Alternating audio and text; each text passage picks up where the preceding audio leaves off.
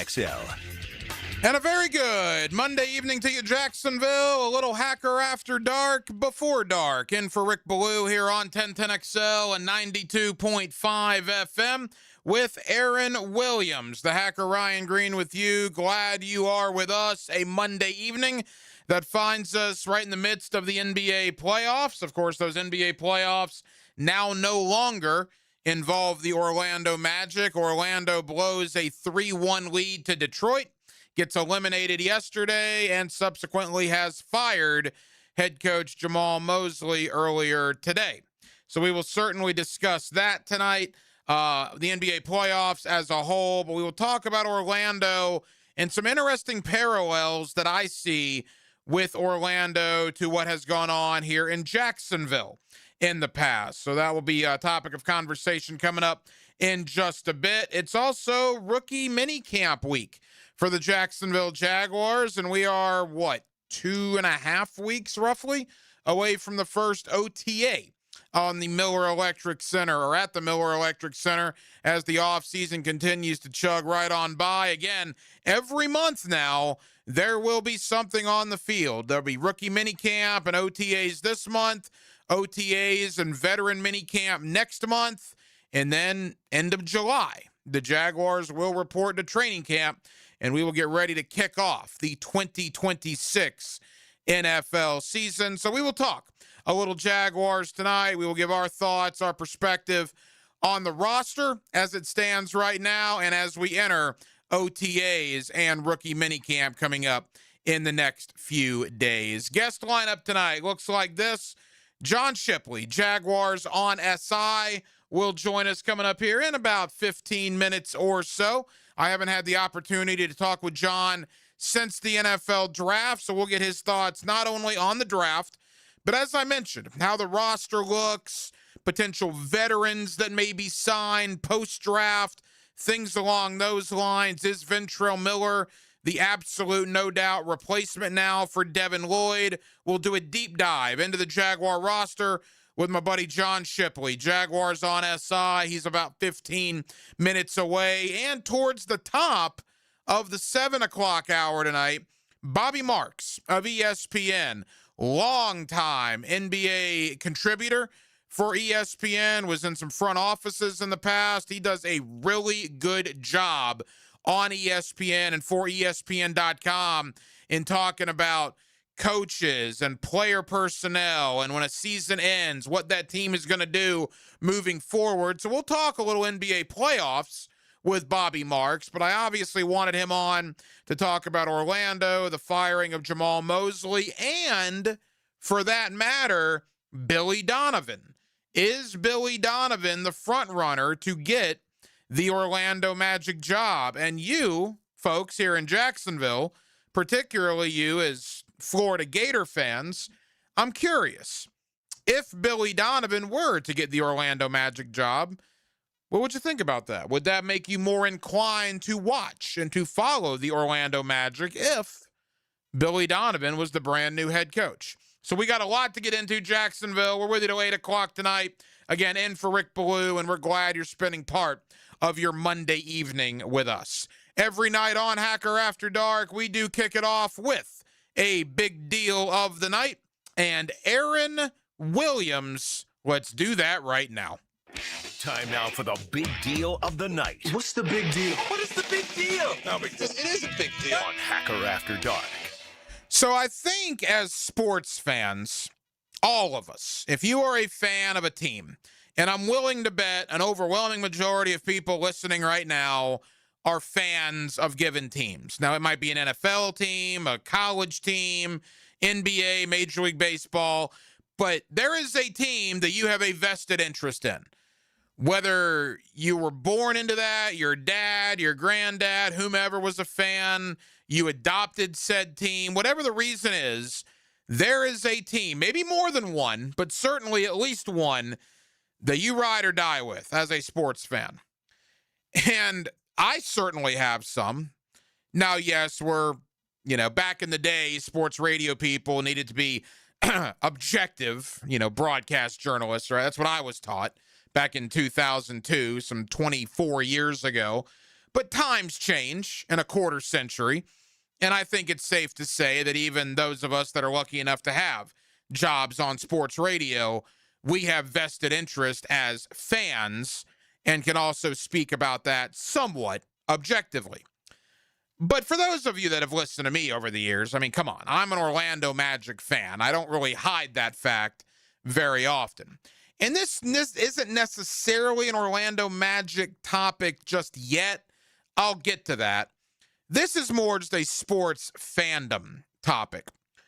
Boy, I went to a dark place on Friday night. I mean, a dark place when it came to my sports fandom. I've been a Magic fan for 37 years. I'm only 42. The Magic started playing games when I was 6. Yeah, 6 years old.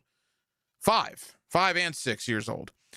My first sports memory, honestly, is at the Orlando Arena in 1989, watching Nick Anderson and Scott Skiles and the expansion Orlando Magic. I went to a Magic game before I went to a Florida Gator game, and obviously well before the Jacksonville Jaguars came into existence. So I am a passionate, loyal, diehard, 3.5+ decade Orlando Magic guy. But I went to a dark place Friday night.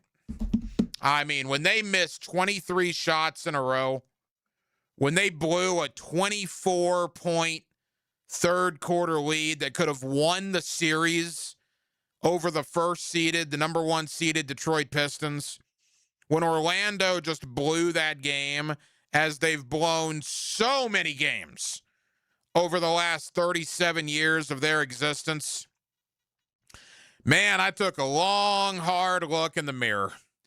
And I said, what am I doing? I mean, being a fan of a sports team, I think everybody probably has that moment. You know, some games are heartbreaking and some games are just demoralizing, depressing, sadness, right? No, I was ticked on Friday night. I was angry on Friday night because everything that I said that was going to happen basically happened. Now, I was wrong about Detroit winning the game with 2 minutes to go. No, they took care of that with 2 minutes to go in the third quarter, not with 2 minutes to go in the fourth quarter. But I know that team so well in Orlando, and I just knew. You watch game after game after game, year after year after year, you just know, man, when the game is not going to go your way, even before it tips off. And assuredly, the Magic had a collapse that'll be talked about in NBA playoff circles for a long time. They were outscored 55-19 to blow a 24-point lead at home, missing 23 consecutive shots. I was talking with Frangie about this earlier on his show. I sat in with Frank from 4 to 6. How many middle school or high school games that you go to do you see a team miss 23 consecutive shots? And these are guys that are getting paid tens of millions of dollars to score 19 points in the second half of a game they were leading by 24, and in doing so missed 23 shots in a row. You just don't see that. And then that was the season. They were not going to recover from that yesterday, and they went on to lose Game 7. And Friday night is the closest I've come to saying the heck with this, man. You know, for 37 years, I've supported this team. I've talked about this team. Oh, why do you like the Magic? Why do you like this? Well, yeah, you just do. I was born into it. My Uncle Ron took me to the Orlando Arena in 1989, and I became enamored with it, right? Just loved it. And I'm 42 now, and I'm still watching every minute, every second of every 82 Orlando Magic game every single year. And they haven't even gotten out of the first round of the playoffs dating back to 2010. You got to go 16 years ago to when they actually won a playoff series. But then I got to thinking after I calmed down a little bit, and after, took a few deep breaths, did a little meditation, I was like, man, isn't that what makes being a fan of a team great? Because as down as the down times are, and they are down, right? Boy, here in Northeast Florida, if you happen to have the unfortunate trio of being a Jaguar, a Gator, and a Magic fan, my heart goes out to you from a sports point of view. You have had one hell of a 2026. Losing to Buffalo in the fashion you did in the playoffs in January. The Gator basketball team just getting their heart ripped out with 4 seconds to go by Iowa drilling a corner three to beat them in round 2. And then Orlando blowing a 3-1 series lead in which they had a 24-point lead in a Game 6 closeout scenario. You have been dealt some body blows if you are a Gator, a Jaguar, and a Magic fan. I know quite a few of you that are. So as down as the down times are, and they are down, you come back to the fact, or at least I did on Friday night, because I looked into my closet, deep into my closet, where I have a lot of shirts saved from or jerseys rather, from like my childhood that I didn't want to discard. And I saw a Penny Hardaway jersey that I got when I was 10 years old. It's a true story. This was happening on Friday night. I saw a Penny Hardaway jersey that I got when I was 10 years old. We're talking 32 years ago. My mom bought me a Penny Hardaway Orlando Magic jersey. And I looked at that and I said, man, I'm just too invested in this team. I just can't quit them. As angry as they make me, as ticked as they make me, as heartbreaking as some of these losses have been, season after season after season, year after year after year, there is just something about staying loyal to that team.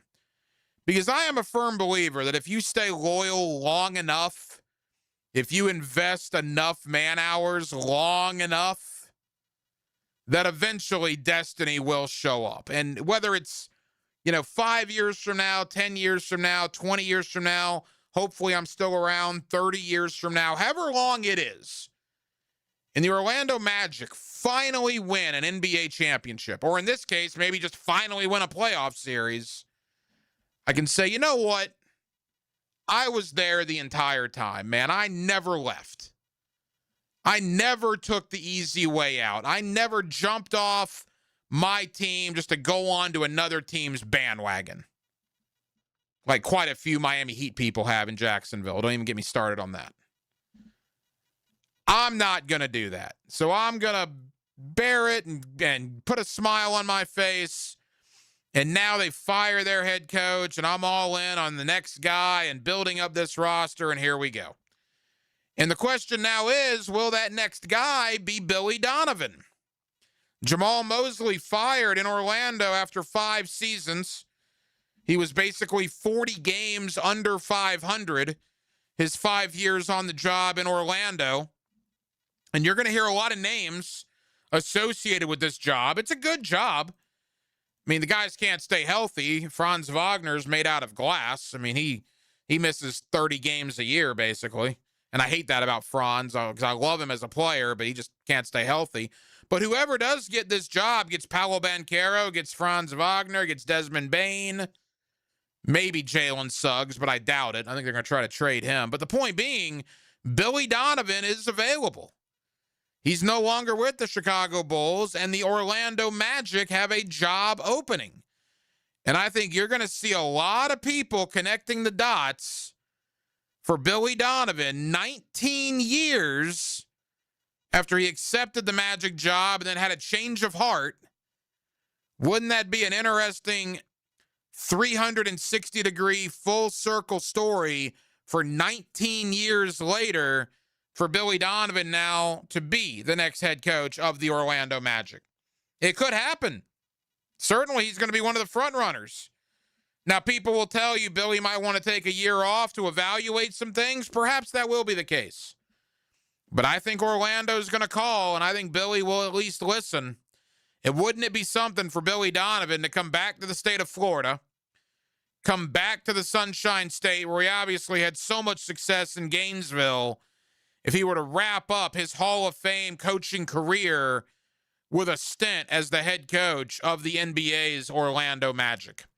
So we will certainly talk about that. Again, Bobby Marks of ESPN will talk NBA playoffs with us. By the way, the conference semis begin tonight.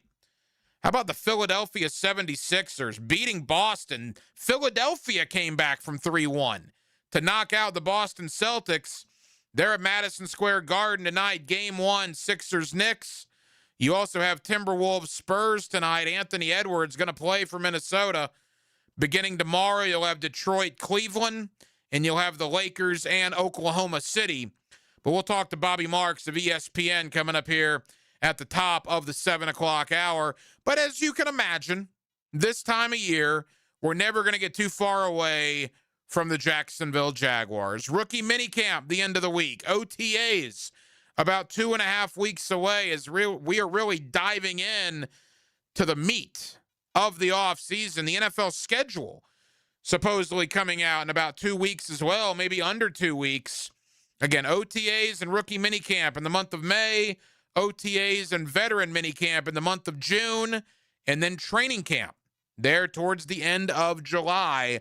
We are well inside of 90 days until 2026 training camp at the Miller Electric Center. Let's talk Jaguar draft, but more so than that, let's talk about the roster, where it is right now, position by position, where the Jaguars could look to upgrade, to bring in some veterans. Remember last year after the draft, they brought in like 4 defensive veterans that ultimately made the team, including Dennis Gardeck, who made a big impact on the team last year. Will the Jaguars sign a veteran or two now in the post-draft part of the offseason? We'll look at the roster and the way it looks right now, how it looks going into training camp with my buddy John Shipley. Jaguars on SI is where you see his terrific work. In fact, John was with us on draft night on the 1010XL social media platform. Enjoyed the conversation with him then. Now, a week and a half later, we'll digest what the Jaguars did in the draft and how the roster looks moving forward. John Shipley joins me next on a Monday night here in Northeast Florida, in for Rick Ballou. We're glad you're with us. A little Hacker After Dark, before dark, right here on 1010XL and on 92.5 FM. Live streaming from the XL Digital Studios. Brightened by Harbor Dental Care, Jacksonville's first choice for dental emergencies. Northeast Florida isn't just where we work, it's our home. I'm Chris Campo, and when an accident turns your life upside down, you need a law firm that truly understands this community. At Campo Law, we treat our clients like neighbors, not case numbers, and you don't pay a dime unless we recover for you. From semi-truck accidents to medical malpractice and even workers' compensation, we handle it all. Visit CampionLaw.com. Offices, Jacksonville and St. Augustine. Count on Campion Law. Hey folks, Mike Dempsey here for Dandy Foods, a Jacksonville family business for nearly 70 years. Heck, I've been talking about them for over a decade. The Thompson family secret, Dandy's never frozen, always fresh baked bread with quality meats and cheeses, no dry crumbly subs here, only soft and tasty deliciousness. When I see that logo with the little dude with the cane on the label, it tells me I'm getting a trusted brand, a quality sandwich. So do what I do and stop in at a Daly's and make yours a Dandy today. If you love the Jags, if you crave the NFL, we make a show for you. It's Jaguars Today with experts and insiders. Locked down by Renewal by Anderson Custom Windows and Doors. 10 to noon weekdays on 1010XL. Are you an experienced automotive technician and tired of working for employers who put profit over people? Then come to Action Transmission on Merrill Road and get trained on how to diagnose and rebuild today's complex transmissions. See how we're different. Get traction on your career and come to Action. Equal opportunity employer. I used to dread going to the dentist. Every visit felt like a sales pitch with constant upselling, surprise fees on my bill, and I could never get in when I needed to. But Harbor Dental Care? Totally different. They saw me the next day, gave me honest pricing up front, and even set me up with a payment plan I could actually afford. No pressure, no surprise charges, just kind people who get it. If you want to experience dentistry the way it should be, book your appointment today at harbordental.care. That's HARBOUR dental.care. The next 30 seconds could save you hundreds on your car insurance. At The Hartford, we're passionate about your protection. If you're 50 or over, AARP Auto Insurance from The Hartford gives you benefits that really matter. And you could save $597 when you switch. How's that for a little peace of mind? Visit trusthartford.com today. The Hartford, your protection is our passion. The Hartford Insurance Group, Inc. pays royalty fees to AARP for the use of its intellectual property. AARP and its affiliates are not insurers. Savings vary. When you hear Florida Gators baseball on 1010XL, it's brought to you by Renewal by Anderson, Custom Windows and Doors, Randy Marion Cadillac of Jacksonville, and by the personal injury attorneys of Farah and Farah. Bueller, stay cooler with Bueller. Hey, Jason, thanks for fixing my air conditioner last week. It's way nicer at my place now. Glad we could help. Good to know it was just a small repair. I know, a new air conditioner can be pretty expensive. I mean, they do keep your whole house nice. That's a lot of space to keep cool. I know. And they do it all summer long, even when the weather is totally Jacksonville temperature outside. I know. Luckily, if you ever do need a new AC, we can arrange a financing plan that'll make it easy for you to handle. Wait, I didn't know that. Here, put on these sunglasses. Whoa, they can show banking information? Cool glasses. Short term, long term, low interest, zero down payment. There's all kinds of options for bigger projects or even repairs as low as $500. I wish I had these math sunglasses in high school. You and me both, pal. Stay cooler with Bueller. Visit BuellerAir.com. 1010XL, presented by Farah and Farah, exclusive injury law firm of the Jacksonville Jaguars. When it's game time, Farah doesn't flinch. Here's another call on the 1010XL hotline, driven by Key Buick GMC, home of the lifetime powertrain warranty. Back here on 1010XL and 92.5 FM in the city of Jacksonville. We are glad you are with us. Now over a week removed from the NFL draft, all eyes begin looking at rookie minicamp here in Jacksonville, and then, of course, OTAs, on-field activities at the Miller Electric Center that the media can view are just a couple of weeks away. Let's talk about the Jaguar roster, how it's looking right now as we enter the month of May with John Shipley. Jaguars on SI is where you find his terrific work, and John's always kind enough to join us here on 1010XL. John, how you doing? Hey, I'm doing good, my friend. How you doing? Hey, John, we're good. Thank you so much for the time. You and I haven't spoke since we did our Duval draft night on the 1010XL social media channels. Thank you for doing that on draft night, or at least the Friday of draft weekend. And you've now had, I guess, a week and a half to kind of decompress and really analyze what the Jaguars did. Certainly, it's made a lot of news. There's no doubt about that. In totality, John, how would you summarize their draft class? Yeah, I think that, obviously, the first thing that Liam Cohen, said at the podium after, day two, when they drafted 4 guys in the top 100, is how he thinks they got tougher as a team, specifically with the Nate Borkature pick. I think this was a draft that, up and down, you can view it as a draft that was about adding toughness and physicality. I think it's clear that Cohen sees that as the biggest area they need to take a jump from a year before. Same with Gladstone, obviously Bazzelli. And then, if you just look at, I know people in Jacksonville are probably tired of hearing, look at what the Rams have done. But really look at what the Rams have done. A lot of their drafts have been drafts that are based on volume, making a lot of draft picks. Obviously, the more at-bats you get, the better chances you are of, getting on base, potentially beyond that. And it's also about drafting for years ahead, maybe not necessarily drafting for that year. Just the state of the Jaguars roster, it was going to be hard for, any rookie for them to draft at 56 or any spot to be a week 1 starter. And that's a lot like how the Rams have drafted. They draft guys who contribute as rookies, play roles, but maybe their starting role is seen later on. And I can see guys like Emmanuel Pregnon, Jalen Husky kind of falling into that kind of category. Well, it's interesting because, look, I'm never sunshine and rainbows guy. I'm never ultra positive Jaguars guy. At least I try not to be. And the night it happened, you and I did the instant reaction, and we were, at least I was kind of scratching my head, like, what are they doing? A week and a half later, maybe I'm drinking the Kool-Aid. I don't know. Perhaps I am. But I kind of get it. The draft is growing on me, John. It's kind of, I like it more now than I did 10 days ago, if that makes sense. No, it does. I think seeing, and, we talked about it then. When they went on the board at 56, they were just dealt, kind of a brutal hand with how those first 23 picks of day two came off the board. 18 of 23 guys were defenders, probably a few guys that, they might have been interested in. When you look at it now, even in the benefit of hindsight of how the rest of the draft played out, there's not many guys who got drafted after Borkature who, for as much as that pick has been panned, that I can honestly say, okay, they should have picked this guy. It's not like picking, Caleb Von Chase on number 20 a few years ago when you're like, no, Justin Jefferson is right there. It's not a scenario like that. The board was very thin at that point. And I think, the important thing about the draft, and I'm somebody who I know people are tired of hearing the consensus board. I've been a fan of it for a couple of years. I think it has its most value in the top 100, not as much past it. But there is one thing that it's not able to quantify. It's team fit, and I think a lot of times with prospects, you can look at a player completely different depending on what team he lands with. And with the guys the Jaguars landed, I mean, they all seem like natural fits for what they want to do. Borkature seems like a Cohen tight end. I can easily see Albert Regis, as a rotational nose tackle as a rookie. I can easily see why they would want to add Emmanuel Pregnon a year after adding another bigger offensive lineman and Wyatt Milam. So all the fits make sense.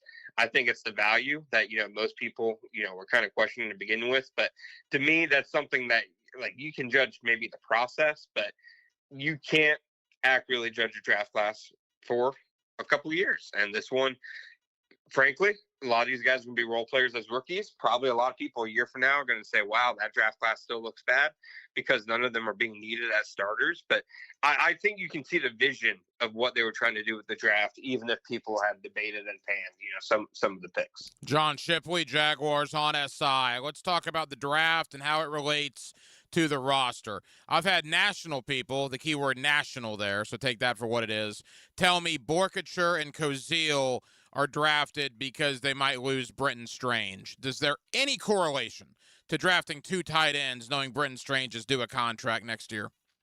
No, I think that's like saying, the Jaguars might not keep Josh Hines-Allen in a couple of years because they drafted Wesley Williams and Zach Durfee. It's not one of those positions where only one guy is, obviously, on the field. I think that it's a position where the Jaguars have made it clear, they want to get better at multiple tight end sets. It's not like they didn't run them a year ago. They were about league average, middle of the pack in terms of the usage. So they tried to run 12 and 13 personnel last year. They just weren't overly effective at it because a lot of teams, they weren't shifting into their base personnel just because Johnny Munt and Hunter Long, were coming on the field. They would still defend that, with nickel and not have, really any issues. So that's something that the Jaguars, obviously wanted to address this offseason. They want to play with more tight ends. I think Strange is clearly, one of their favorite players in the building because he gives you something both those guys, don't even have. He has, more upside to his game than Borkature, probably brings as a pass catcher. And then Kozil's really like a big slot receiver. I mean, he's a tight end in position name really alone. I don't think you're going to see that much of him as a pure like inline blocker like you'll see with Brenton Strange every single week. So no, I think Brenton Strange is clearly a big part of the Jaguars' future, and these are guys that they see fitting into the room around him as opposed to instead of him. John Shipley, Jaguars on SI. John, the reason they didn't draft, Peyton Hughes, I guess, in round 7, didn't draft a linebacker until Peyton Hughes in round 7, was because Ventrell Miller is the replacement for Devin Lloyd. Agree or disagree? Yeah, I think that, obviously the offseason's not over. They can still make a move at linebacker. There's a couple of veteran linebackers out there with fits to their defensive staff. I wrote about a couple the other day, Bobby Okereke, Landon Roberts, guys, like that. I think overall, though, that the most likely outcome is that Ventrell Miller does start week 1. I think all along it's kind of been trending that way. When you and I talked before the draft, I said that I didn't think a linebacker was going to be prioritized by them during the draft. And the reason I don't think so is, one, Ventrell Miller is going to be entering his 4th year. He has some starting experience. I would venture to guess that the evaluation that Ventrell Miller entering his fourth year is more ready to make an impact now than, say, if they took Anthony Hill at number 56 overall. I'm sure nationally people would say, oh, Anthony Hill is an upgrade. But if you're the Jaguars, I mean, you've seen Ventrell Miller play. There's years of tape on him. You probably trust that experience. So it didn't surprise me that the Jaguars didn't prioritize the linebacker. And I really think, picking Hughes, I don't even think that really had as much to do about the position. That felt like a Heath Farwell special to me. I mean, that felt like, they're letting the special teams coordinator take a guy who he thinks can be a potential demon on kickoff and coverage units because he ran, a 4-4 as a linebacker and is able to tackle and obviously have range. So I think that's why that pick was made. I don't think it had anything really to do with Anthony Campanilla's defense. I did read your article on Jaguars on SI about the veteran linebackers that are still available. You mentioned Okereke. Did I see in that piece that Matt Milano is one as well? And when I look at Okereke in particular and some of these other veterans, keep in mind the Jaguars went out last offseason after the draft and got Dennis Gardeck and Emmanuel Ogba and DeJuan Smoot and Austin Johnson. So one would think, John, if history repeats itself, and with Gladstone it tends to happen, that they're going to sign a veteran or two here in the next couple of weeks. Yeah, no, it definitely does. I mean, even beyond that, they added Quentin Morris, last year after the draft. They ended up trading for Tim Patrick, obviously after training camp. So that's one thing with the Jaguars. It's like people assume free agency in the offseason's over after the first 2 days of the legal tampering period. No, offseason had just started. There's a long way to go. And for the Jaguars, just because the draft is over, it doesn't mean the player acquisition part of the offseason necessarily has to be over. I'd be surprised if they didn't sign somebody at some spot, just because it's a natural kind of order of things. It might not be somebody who even gets a 53-man roster spot, but I think linebacker is one of those spots that makes sense just to have depth at. Because like I said, I see Hughes kind of more as a special teamer. You might want to have more insurance at linebacker just in the event that something happens to Ventrell Miller or Fourier Lulicon during the season.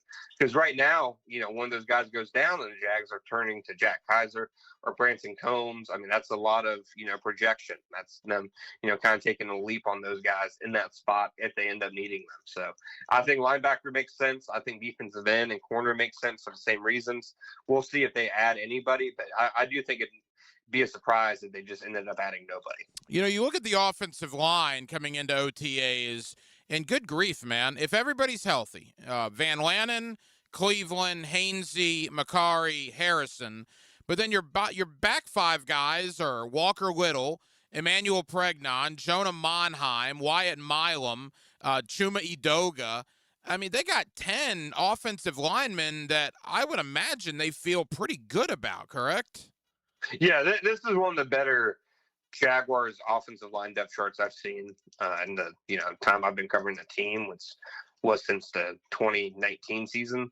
I mean, they have depth really up and down the roster. Obviously, the status of Cole Van Lanen is going to be important just for what they do at offensive tackle, just how important, Walker Little is going to be. But, I mean, if they carry 9 offensive linemen, I think Chuma Edoga is probably the guy who's kind of maybe on the outside looking in.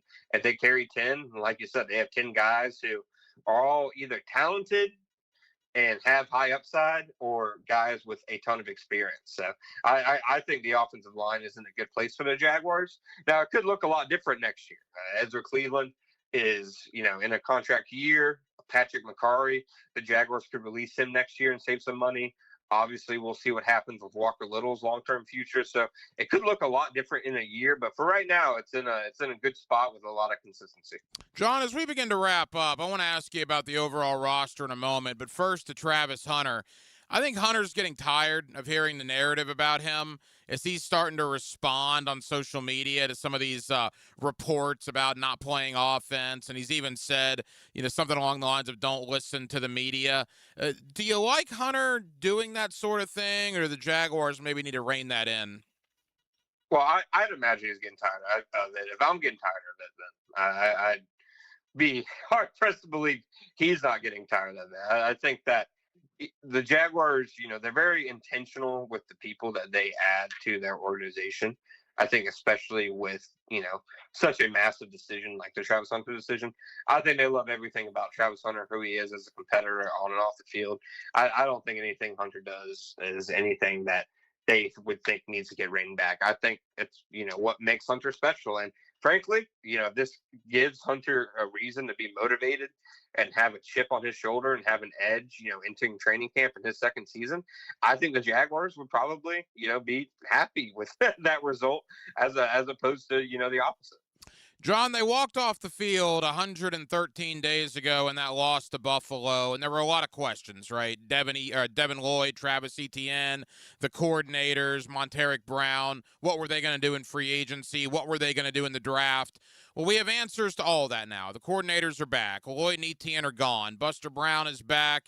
We know what they did in the draft.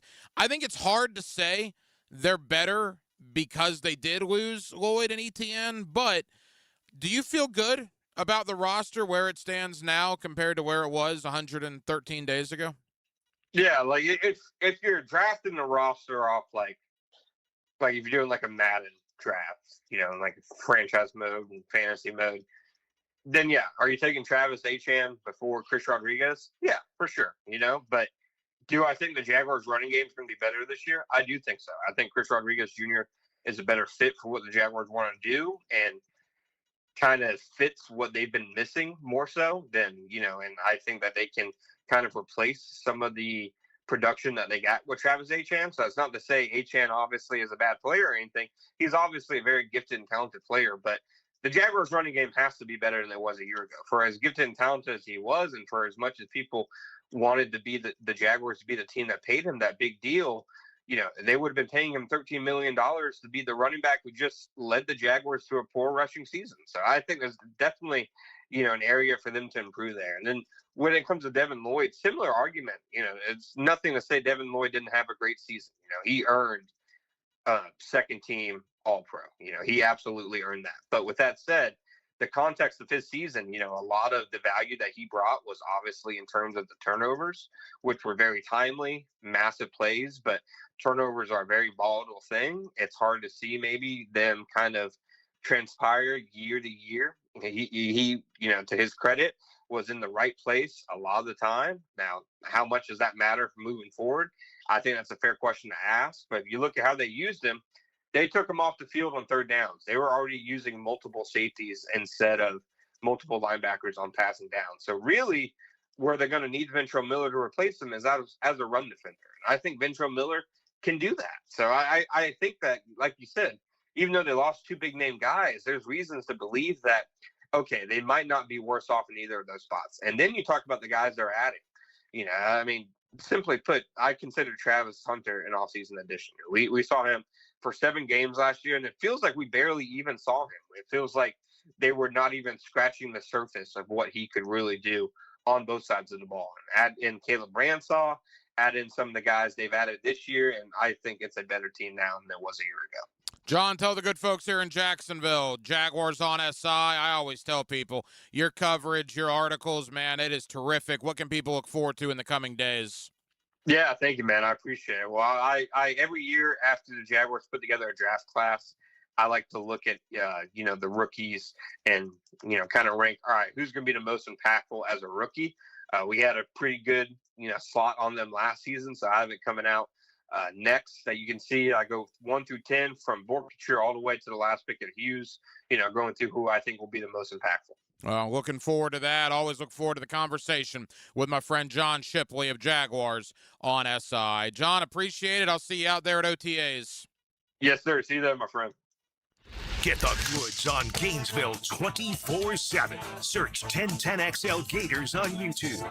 Jimerson Burr is a full-service, Florida-based commercial law firm that has experience and capabilities to handle any legal issue a business is confronted with. Learn more about what they can do for you at jimersonfirm.com. Brian and Angela Wall here with Window World. By now, everyone has heard about saving money on their energy bills. There are all sorts of things you can do to cut energy costs, but most people don't think about their windows. But Window World knows that the biggest energy loss in almost every home is the windows. There is more energy loss from old builder-grade windows than just about anything else in your home. You can upgrade your heating and air, your appliances. That's good too. But before you do all that, upgrade your windows to Window World's energy-efficient windows. Window World's windows are easy to clean, energy efficient, and have the best guarantee in the business. Window World's slogan is simply the best for less, and we mean it. You get great American-made windows, and you get to keep more of your money when you buy from Window World. Need any more reasons to buy your windows from Window World? Call them today and set up your free in-home estimate, or go online to windowworldneflorida.com. Window World, simply the best for less. Thank you for your business. Window World also offers energy-efficient doors. Are you looking for a place to outfit your truck or van? It's Catlin Truck Accessories. For 105 years and 4 generations, Catlin is the name you can count on. This is Keith Catlin, and we know trucks and vans too, from Lear toppers, ladder racks, van shelving, strobe lighting, roll and lock bed covers, and everything in between. If you want quality products and great customer service, there's only one name. It's Catlin. Who can you count on? Count on Catlin. For 105 years, you can count on Catlin. Hi, I'm Sean Monahan from Monahan Jewelers in Atlantic Beach. Since 1977, we've been Jacksonville's local family jeweler, and this Mother's Day, we'd like to help you celebrate Mom with up to 40% off our entire inventory. GIA certified natural diamonds and lab-grown diamonds, beautiful colored gemstones, designer brands, custom jewelry design, and Monahan Jewelers offers interest-free financing on any purchase, so get something special with a payment you can afford. Come celebrate Mom with fine jewelry at up to 40% off at Monahan Jewelers in Atlantic Beach.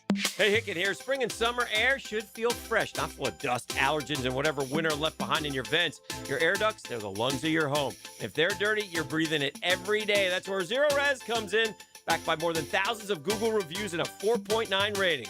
This month only, take 25% off all services, including your air ducts. That's cleaner air, better efficiency, and a fresher home guaranteed. Call 904-287-5727 or visit ZeroResJacksonville.com and mention the 1010XL special. Got a runner, a digger, a backyard escape artist. Lock it down with Superior Fence and Rail and keep those paws safe. Right now, get a free gate when you install 100 feet or more. That's right, a brand new fence and a free gate to match. More freedom for them, more peace of mind for you. Don't wait, this Safe Paws promo won't last. Call today or visit SuperiorFenceandRail.com. SuperiorFenceandRail.com. AC's broke, it ain't no joke. Call Florida Home AC. Florida Home AC. Florida Home AC. Florida Home AC. FloridaHomeAC.com. Have you tried a Form energy drink yet? You need to, and it's available at Gate. 4 great tastes, screaming free to Blue Blitz, Orange Fury, and Grape Smash. Form energy, natural flavors, natural caffeine, and electrolytes for hydration are a perfect blend for energy and mental focus. Find it at Gate. There's no better way to heal that foot and mouth problem than by sending a floral arrangement from Kuhn Flowers. If your foot gets stuck in your mouth, extract it with a floral arrangement from Kuhn Flowers for over 75 years.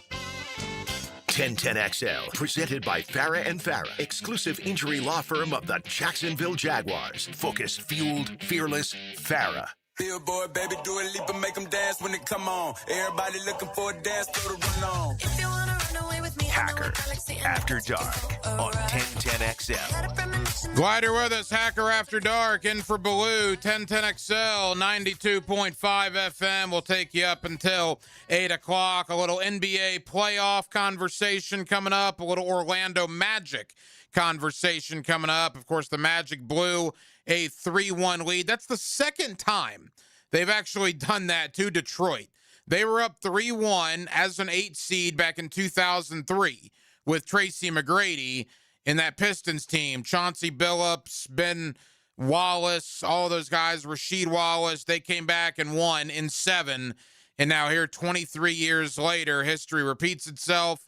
Pistons come back to win. The Magic fired Jamal Mosley earlier today.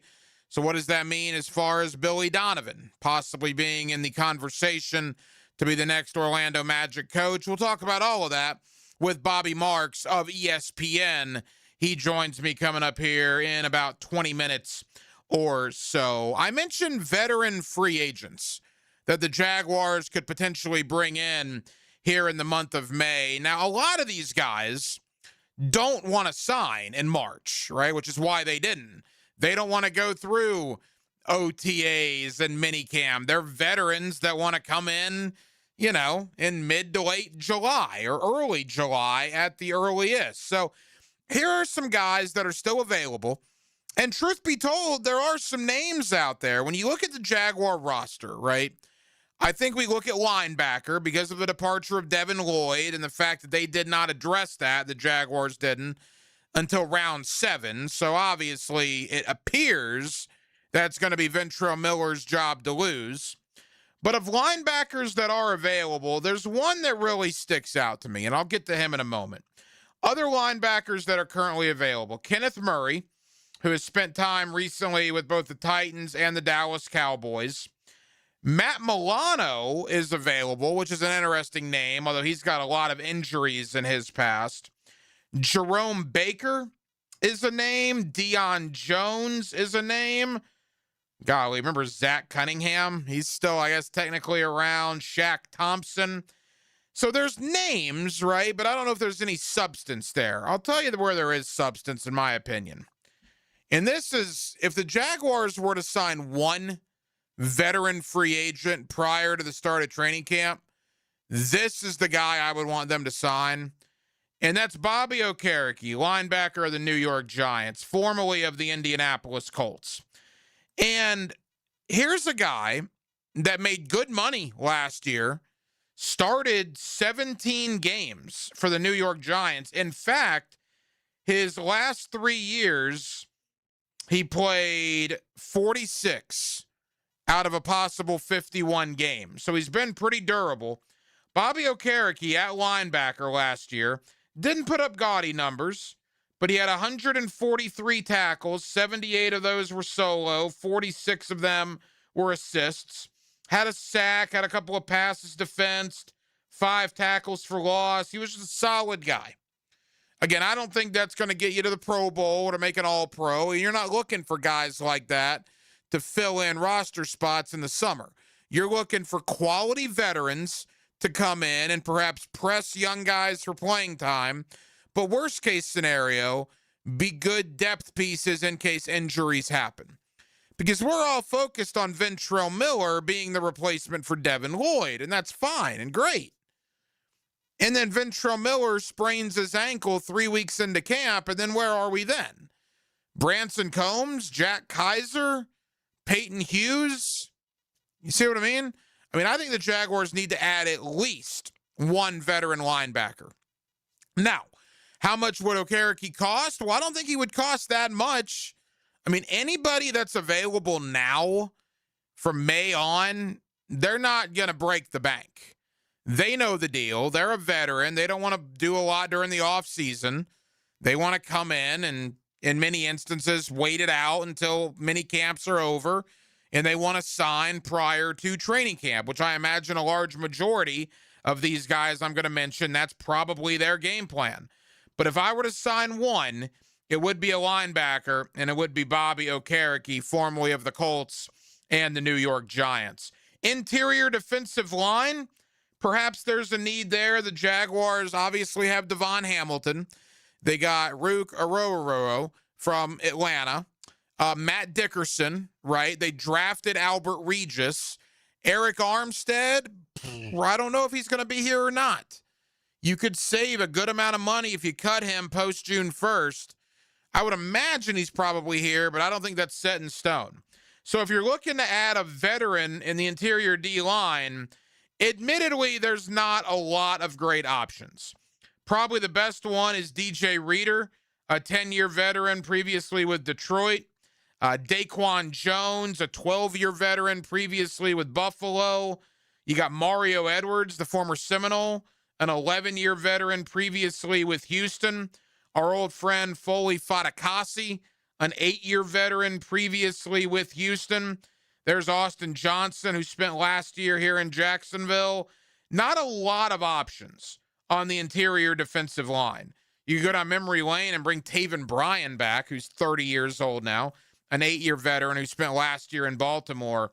So I think Okereke, a linebacker, is a much better option than anybody you would currently bring in on the interior D-line. And then finally, edge. And again, you obviously have Hines Allen and Trayvon Walker. You got guys like Dennis Gardeck, Danny Strigow, B.J. Green. They obviously drafted Williams out of Duke and Durfee out of Washington. But I still wouldn't mind a veteran to come in on the edge just to see if there's anything left. And there are some names. Leonard Floyd is available. Joey Bosa is available, although most people will tell you Bosa's waiting to go join his brother in San Francisco. By my calculation, Hassan Reddick is available. Danico Autry is certainly a name. How much do these guys have left in the tank? I don't know. You tell me. Dante Fowler, former Jaguar. A.J. Epineza from Buffalo, who's had a few injury problems. He's available. Kyle Van Noy, Derek Barnett, Jadeveon Clowney. Those are the kind of guys, veterans or guys coming back off of injury. So if you add all those up at edge, interior D-line, and linebacker, to me, if I were to bring one guy in, it'd be Bobby Okereke at linebacker. Absolutely. I don't know if the Jaguars have any needs on offense. I don't think they're going to bring in a quarterback to compete for the backup spot. Running back, hold that thought. I don't think they're going to bring in a wide receiver. You got BTJ, Jacoby Myers, Parker Washington, plus you just drafted two guys. And you got all the guys that were on the practice squad last year. Tight end, you're not going to bring anybody in. You got Brenton Strange, Quentin Morris, at least as of now, Hunter Long, plus you just drafted two. Offensive line, I think you're fine. In fact, I think you're better than fine. I think you're pretty good on the offensive line. So if there were a spot on offense, maybe a veteran running back, although I tend to doubt it, but for argument's sake, let's see who's out there. In the veteran running back club, Najee Harris is out there, but he's obviously had a ton of injury problems in his short NFL career. Austin Eckler is available. Antonio Gibson, Nick Chubb, Raheem Mostert, Kareem Hunt, Alexander Madison, Miles Sanders, Travion Williams, Zamir White.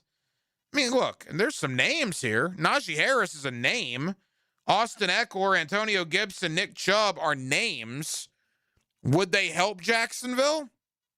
I don't know. You already got Chris Rodriguez, obviously Bashal Tootin, LaQuint Allen Jr., and people tend to forget about DJ Dallas. DJ Dallas was brought in towards the end of last year. The Jaguars re-signed him. Now, that's mainly for special teams, but DJ Dallas got a few carries towards the end of the year and actually did a little something when he got that opportunity. So I don't think any offensive position they're going to bring in a veteran. If there is one, maybe running back, but again, I tend to doubt it. Defensively, I want them to bring in Bobby Okereke, a linebacker, and I could at least envision a scenario where they look at interior D-line and at edge. We'll ultimately see. Again, last year, Dennis Gardeck, Austin Johnson, Dewan Smoot, Emmanuel Agba, all four made the team.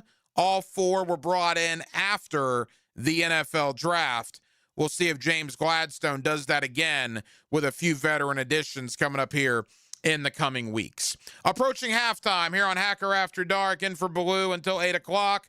We will take you up until 8 o'clock this evening on 1010XL and 92.5 FM. Again, ESPN's Bobby Marks talking NBA playoffs with us coming up in less than 15 minutes. We'll talk a little association. We'll talk a little Billy Donovan. That's next. Hacker After Dark on a Monday evening in Jacksonville. We're glad you are with us. Share your life with 1010XL. Follow us on Twitter, Facebook, and Instagram. Oh, wait. I'm going to take a picture and post it on Facebook. What? Hashtag 1010XL.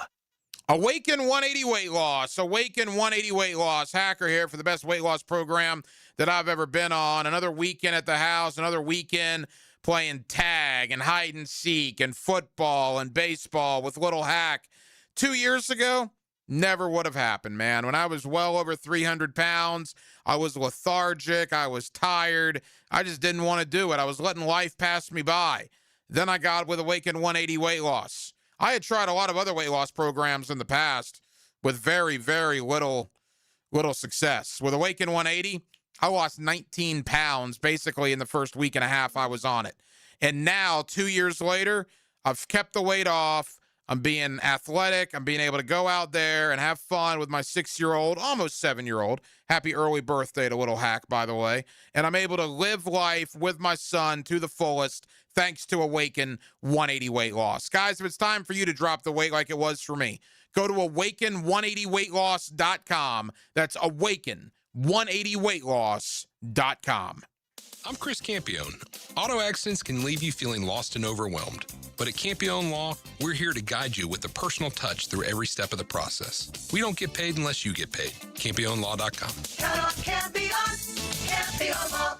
And that concludes the Joe C. Jack of All Trades show. Tune in next week where I'll be installing my own French drain. Joe, wake up, man. Hey, John, I must have dozed off. We finished those projects you started. Whoa, my seamless gutters are actually seamless. And they're connected into underground PVC drain lines. And my sprinklers. Wow, look at that coverage. Next time, just call me first, Joe. I will, but I ain't singing that song. Clear water irrigation and drainage too. Balancing books and the grind of daily practice is what it takes to be a scholar athlete. Wednesdays on The Frangie Show, kept healthy by Southeast Orthopedic Specialists and the Plumbers and Pipefitters Local Union 234 on 1010XL.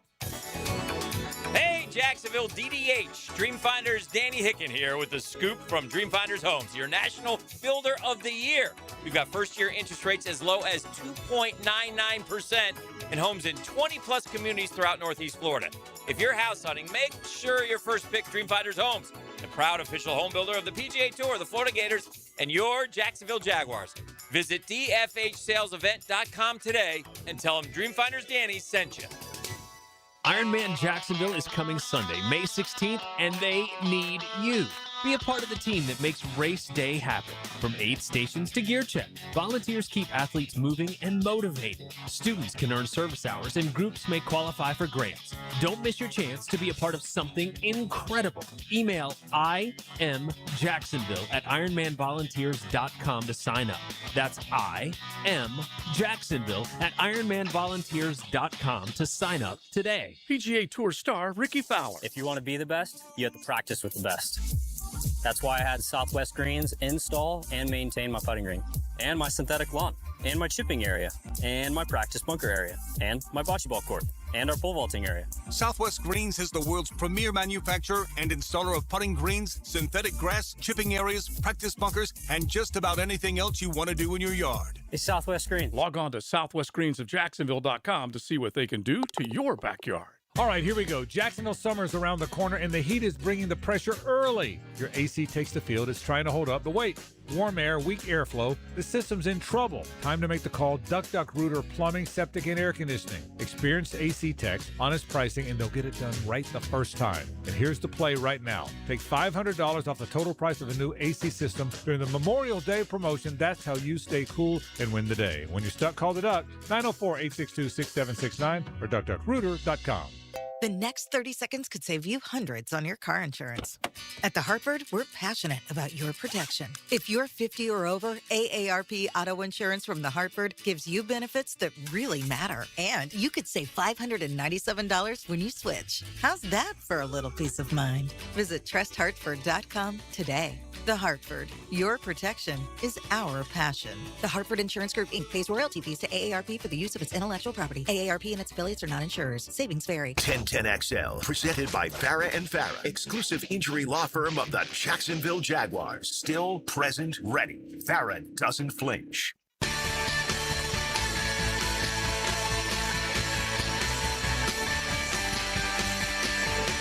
Hacker After Dark on 1010XL.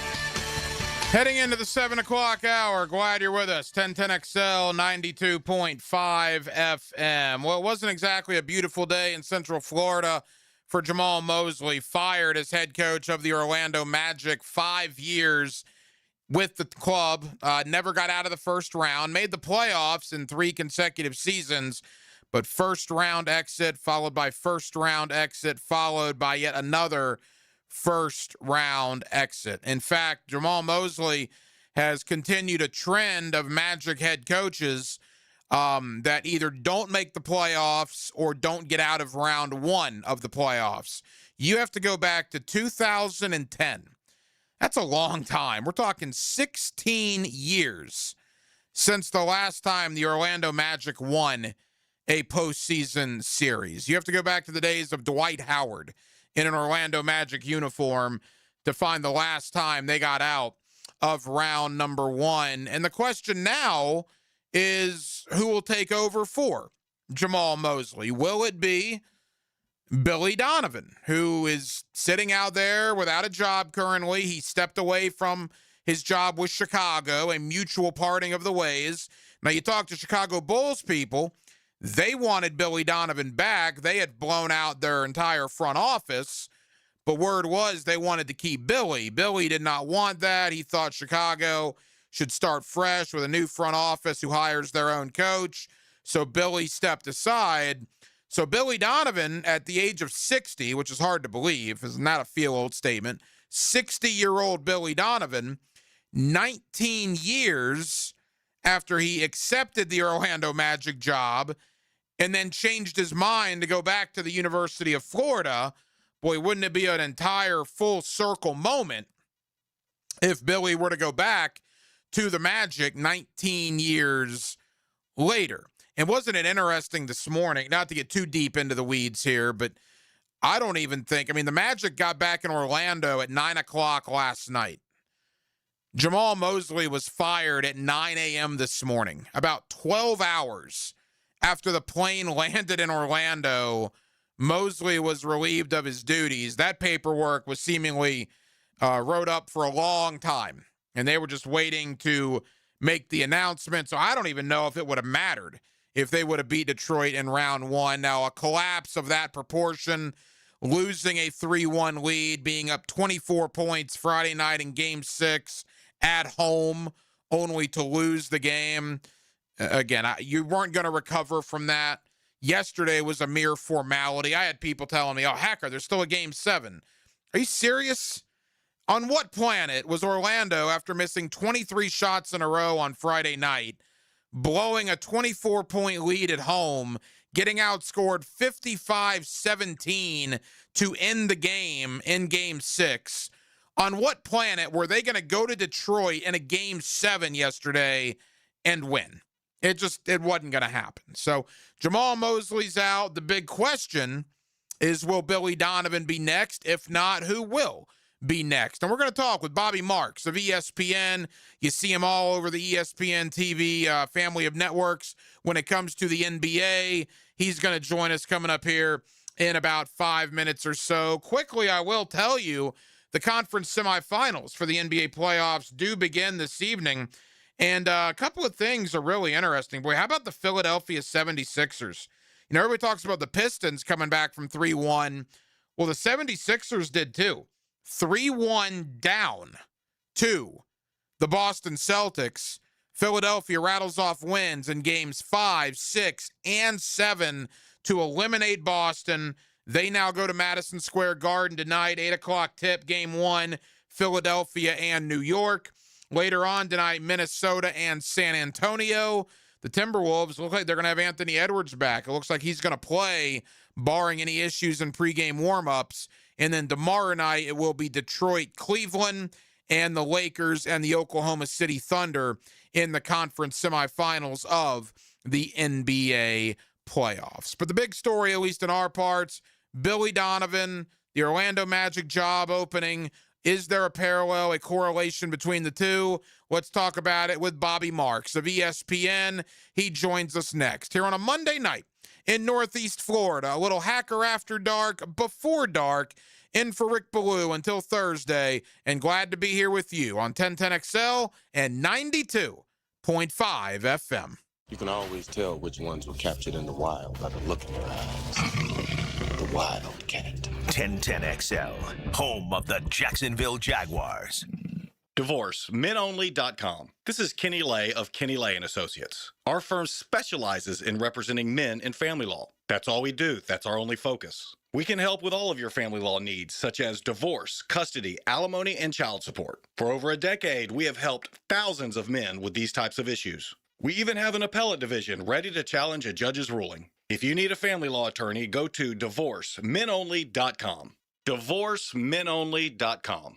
Offices, Jacksonville. Hey, it's Greg. When you work at this radio station, you tend to hear the Awaken 180 stories all the time from Hacker, Matt, Amber, and tons of our listeners. Well, for years, I've been saying I need to do it, but I can do it on my own. Or let me just get through the season, I'll do it next month. And you know what? That hasn't been working. So when they said lose 40 by the 4th, something clicked. So I did it. And last week, I started the Awaken 180 Lose 40 by the 4th plan. And I'm telling you, it's even easier than I expected. I've got my coach, Mandy, so I'm not guessing anymore. And they lay everything out in a concrete plan guiding my steps. And for me, this is bigger than just losing weight. I want to move better, feel better. I want to walk parks and music festivals without feeling it the next day. Just live better. So right now, this is the window. Lose 40 by the 4th, but you've got to start now to get there. I've stopped making excuses, and I'm going to be accountable for the next 2 months by telling you how it goes. So let's do it together. Call 844-346-1800 or online at awaken180weightloss.com.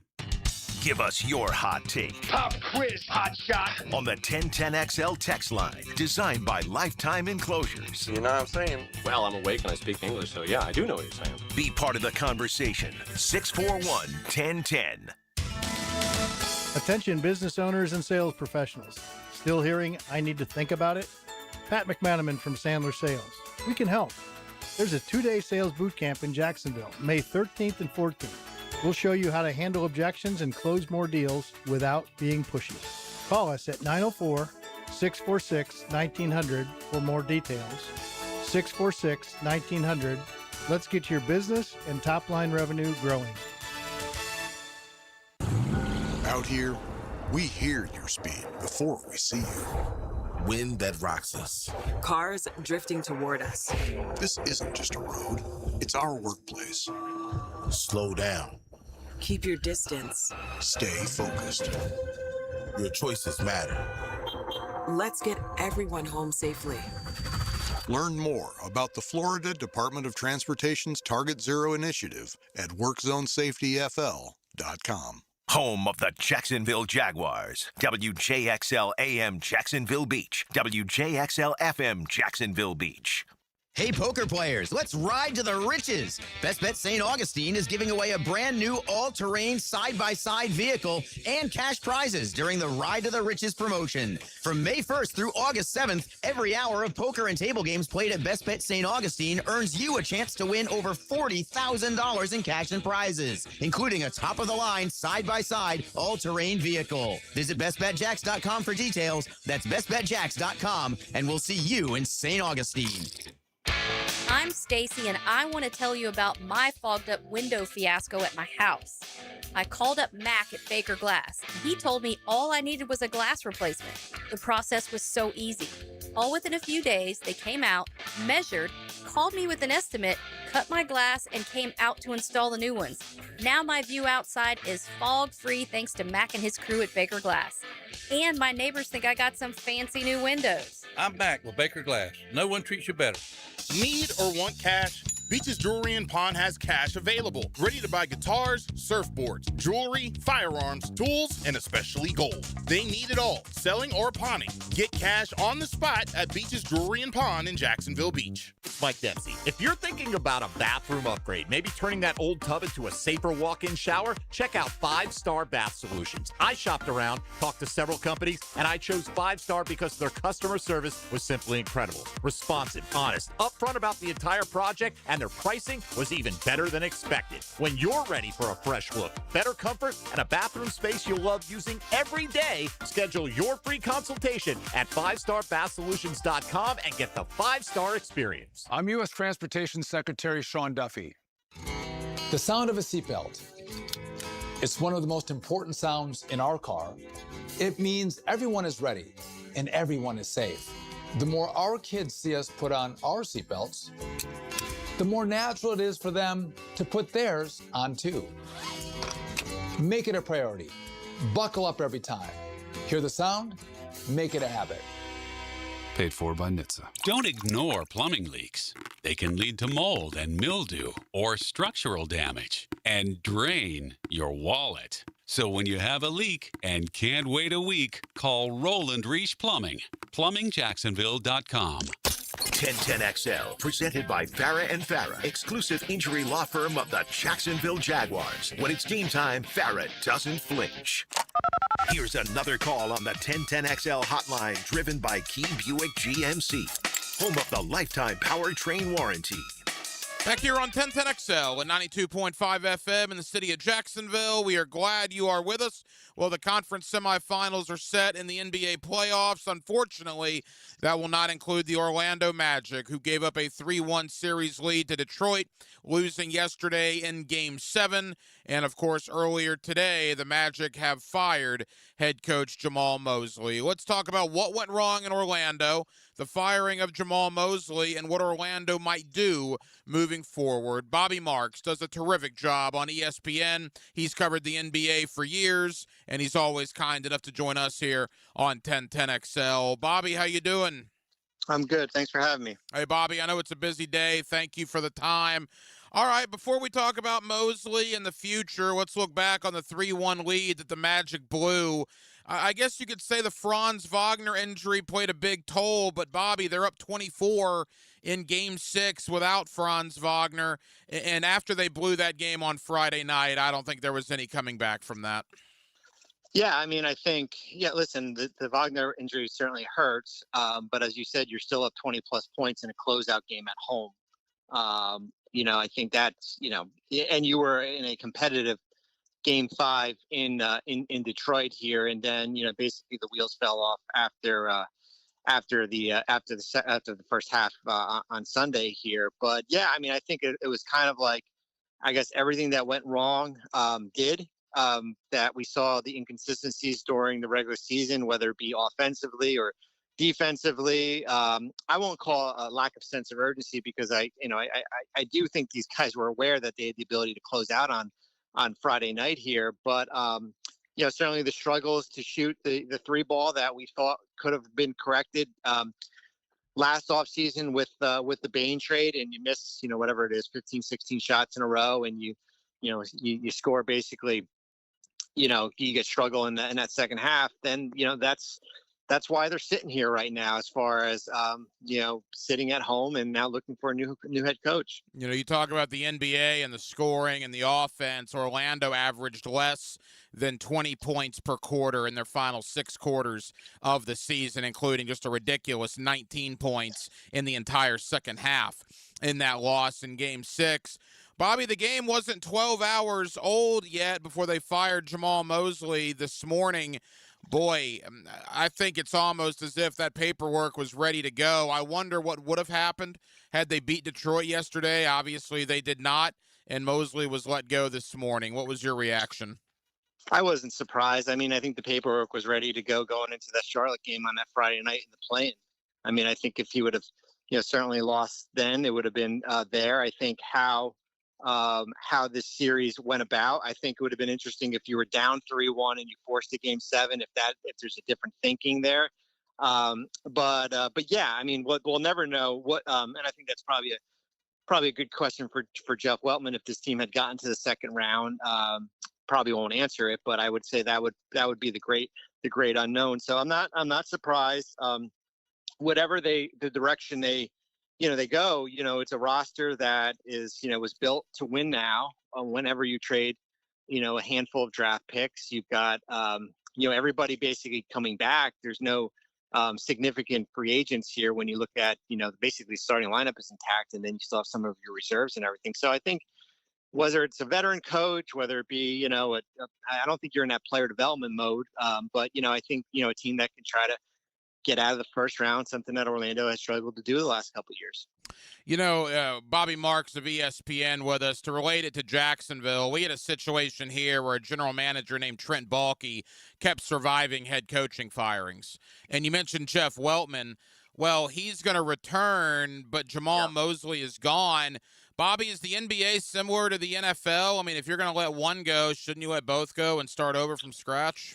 You know what? It's I would say it's a team by team. I don't know if, listen, you went all in. You're not going to start from scratch. I mean, maybe from a front office / coaching perspective, but I hate the word when teams lose in the first round, you say blow it up. And I always remind people, like, there's only 450 players in the NBA, and you have no control of your first until whatever 2031 here. So I think, listen, this is how the business is. Usually it is the head coach who is going to be let go. I've been part of a lot of organizations that have gone that route. Is it right? It's hard for, it's you can say it's right, or if it's wrong, or both should be kind of attached at the hip and everything like that. But usually in the NBA, you do see a little bit more survival from your front office than what is the coaching staff. Final question for Jamal Mosley, and then we'll move on to the future and your thoughts there. The injuries were ridiculous. There was a point in time where Suggs, Wagner, and Banchero over the last 2 years had played 14. That's 4% of the games together. Should Mosley have gotten a pass because the injuries were so ridiculous? You can make that argument. I mean, and even the starting lineup with Carter, I think they started 17 games together out of 82. And we saw in the playoffs, certainly that game one, the good things that happen when that group is together here. So you could certainly make that argument that based on what the injuries this year, that you would have brought the head coach back another year, because what's probably will happen, the likelihood is whoever takes over, knock on wood, you probably go through an injury-free season. And if the roster does not compete for a top 5 seed next year, and if this roster is healthy, then yes, then I would think that there would be a lot more eyes on the front office. A couple more for ESPN's Bobby Marks. All right, in our neck of the woods in Jacksonville, there's love for Billy Donovan. Billy Donovan is available. What is your thought on Billy Donovan and the Orlando Magic? Well, I mean, I think he's an established winner. Certainly what he did at the University of Florida, and he won at Oklahoma City. And, the results in Chicago certainly were mixed. And I think a lot of that has to do with, roster construction. And he's a Hall of Famer here. And I think he's the best candidate for this job that is now open. So, for me, he would probably be the ideal guy. When you look at the pool of coaches that are out there, Taylor Jenkinson's in Memphis, Michael Malone's at University of North Carolina. I don't think you're in a position to go out and get a young assistant somewhere. I think that's probably goes against as far as how this roster has been built. Outside of Billy Donovan, I guess the professional guys, Thibodeau is available, Budenholzer is available. Do any of those guys do anything for you with this job?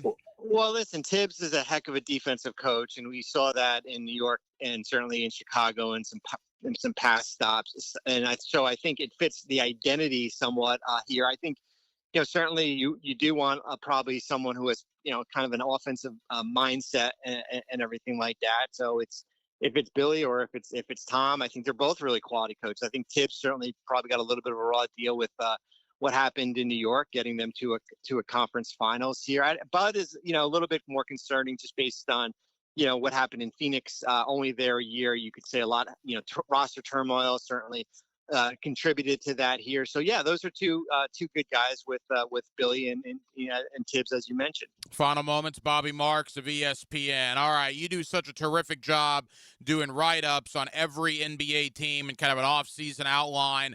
Let's look at Orlando. Now, Bobby, you don't want to, or at least I don't want to put too much stock into the last couple of weeks, but Jalen Suggs was just, let's be honest, he was awful in this series. Offensively, it was not good. Defensively, he was fine, but offensively, it left a lot to be desired. Should Jalen Suggs be the starting point guard for the Orlando Magic next season? Well, I would just say this. When you lose in the first round, there's no players on your roster that should be untouchable. And I think in general in the NBA, there's probably 2 or 3 guys. So I think if there are things out there that can make you better, I think Orlando is going to certainly go and look at it. I think you're in not an ideal position. They're the only team that has 4 players making over $30 million. They don't have their pick this year. They're pressed financially as far as where they are with the luxury tax and some of these apron restrictions here. So whatever you go out and do, you're not doing it for a guy that's on an expiring contract and everything. So I think, listen, you're going to evaluate this roster from top to bottom to see what works and what doesn't work and what needs to be split up. And I think that's what that's what will happen over the next 1 or 2 months. And I think whoever they hire as the head coach will play a significant role in that. I want to ask you about Paolo. Let's go to Franz real quick. Great player, Bobby's made of glass, man. I mean, you hate to give the guy the injury-prone label, but the last 2 years, he's missed more games than he's played. You're paying him a bunch of money. I mean, what can you do about that? The Magic are in between a rock and a hard place there. Yeah, I mean, you basically have him shut it down for the whole summer and not play any international obligations with his German team. I don't know if there's any obligations out there, but yeah, it's really a summer of recovery and to get his body right. And then as far as Paolo goes, in a losing effort, I think Paolo garnered a lot of respect in this series. Boy, he was phenomenal. Certainly in Game 5 and in Game 7, he just had very, very little help without Franz there. What was your thought on Paolo coming into the series? Is your thought on him changed at all after the series? Yeah, I mean, listen, he was not good in the Philly play-in. We all know that. As far as I think it was a -25 when he was on the court. Per 100 possessions. He turned the ball over like crazy. I thought there was more of a sense of urgency in the series that we probably didn't see as much during the regular season. I think, my big question, was could the two guys coexist moving forward? I think they answered it a little bit early on. He's got year one of that big rookie extension will kick in this year. He's making north of $40 million here. So I think it did change a little bit here because, I think the regular season was a little bit, certainly inconsistent, and I think he was certainly your best player in 7 games. Final moments, Bobby Marks of ESPN. Bobby, as we say goodbye, 2 final questions. Number 1, final word on Orlando. I thought Desmond Bane for most of the year, it's hard to say somebody's worth 4 first-round picks, but I thought Bane had a heck of a campaign, maybe slowed down at the very end, but I think Orlando should be pretty happy what they got there. What was your opinion? They should. I mean, I thought he was really consistent this year, and the struggles of the season wasn't because of the Desmond Bane trade and everything. I think, listen, every trade is circumstantial, whether it be 2 picks, 3 picks, 4 picks, whatever. It's based on situational. I mean, Mikal Bridges basically it was the same package in New York, and it was a position of need, and it was a player they thought highly of. And they gave 2 players that probably weren't going to be, much of the rotation here. And certainly, I know KCP played a bunch a year ago and everything. But yeah, I think you have to be happy with, with Bane. Unfortunately, though, you would love to have a pick that you could add to this group. But I do think you're going to need to get, something out of Jace Richardson, who you drafted a year ago, and you've got Anthony Black back, who's extension eligible, and DeSilva is back, of course, also some of your other younger players. I mean, that's going to be the big thing as far as for the offseason, as far as, where you are with your bench. All right, Bobby, 8 teams are left in the NBA playoffs. Conference semifinals begin tonight. In the West, boy, it looks like Oklahoma City and San Antonio are on a crash course. And in the East, I guess, who really knows at this point? Yeah, I mean, the East, you could flip a coin. I mean, if Philadelphia has all their guys out there, I think you can make a case for them to get out of the Eastern Conference. They're kind of like a day-by-day or a game-by-game type team. That should be a good series. I think Detroit found itself a little bit here. They get Cleveland. I think we could potentially look at a Detroit-Philadelphia Eastern Conference. But I still think the 2 best teams in the NBA is San Antonio and Oklahoma City, and I think there's whoever's 3rd and 4th is not even close. And unless there's some injuries with either team, I think we'll probably see a preview of the NBA Finals in a couple weeks in the Western Conference Finals. Bobby Marks of ESPN. Bobby, I know it's a very busy day. Thank you for taking time out, and we'll talk soon, pal. Appreciate it. Thank you. 1010XL. One game. 1010XL. And we shut them down because we can. 1010XL. This is your time. 1010XL. Hey, I've got that craving again. How about some Mr. Chubby's wings? Have you had the Chubby style wings? Grilled to perfection with Chubby's secret seasoning. You know I have. They are so delicious. I swear you can't find anywhere in town with better wings and better prices on drinks. So many different specials each night, too. Well, I'm ready to chub it up again. Me too. See all their specials at MrChubby'sWings.com. Locations on Fleming Island, the West Side, and Ponte Vedra Beach. Mr. Chubby's Wings. Before the game, after the game, and during the game. Hey, Jacksonville, I'm sure by now you've seen our bright green GFL trucks and containers throughout the greater Jacksonville area. We are an industry leader in solid waste and would love the opportunity to earn your business. We are committed to customer service, reliability, and have unwavering focus on safety. Whether commercial or construction, let us haul your waste away. Call 904-760-5880 to get a quote today. GFL, green for life. Mom does something for everyone. Let 1010XL help you do something for her. With gift ideas for mom from Beaches Dermatology and Cookie Fix of San Marco. Make mom smile at 1010XL.com. Did you know that an annual coating inspection can extend the life of your building by years? Catching early signs like hairline cracks, fading, and moisture intrusion helps prevent costly repairs down the road and keeps your property looking its best. Our team at Performance Painting helps you stay ahead of maintenance with professional inspections and long-lasting coating solutions. Protect your building, protect your budget. Go to performance-painting.com to schedule a free inspection. Performance Painting, repair, protect, preserve. Performance Painting! I used to dread going to the dentist. Every visit felt like a sales pitch with constant upselling, surprise fees on my bill, and I could never get in when I needed to. But Harbor Dental Care? Totally different. They saw me the next day, gave me honest pricing up front, and even set me up with a payment plan I could actually afford. No pressure, no surprise charges, just kind people who get it. If you want to experience dentistry the way it should be, book your appointment today at harbordental.care. That's HARBOUR dental.care. If you've ever sat in a dealership waiting room, you know the coffee's cold, the magazines are old, and your oil change takes forever. At Valvoline Instant Oil Change, it's completely different. No appointment, no waiting room. You stay in your car, and the techs get it done in 15 minutes. That's why Valvoline holds a 4.7 national rating, and Forbes named them #1 quick lube in America for customer service. Don't waste your day at a dealership. Valvoline Instant Oil Change. Quick, easy, done. 1010XL, presented by Farah & Farah, exclusive injury law firm of the Jacksonville Jaguars. Focused, fueled, fearless, Farah. Now, the Monahan's golden moment. Monahan Jewelers in Atlantic Beach, your local family jewelers. A lot going on here on Hacker After Dark. We talked Jaguars. We talked, obviously, NBA playoffs. But the golden moment is the Orlando Magic firing Jamal Mosley. And will that open the door for 19 years in the making for Billy Donovan to get the Orlando Magic job? People will remember in 2007, 19 years ago, hard to believe it's been that long, that Billy agreed to be the next head coach of the Orlando Magic until he changed his mind and went back to the University of Florida.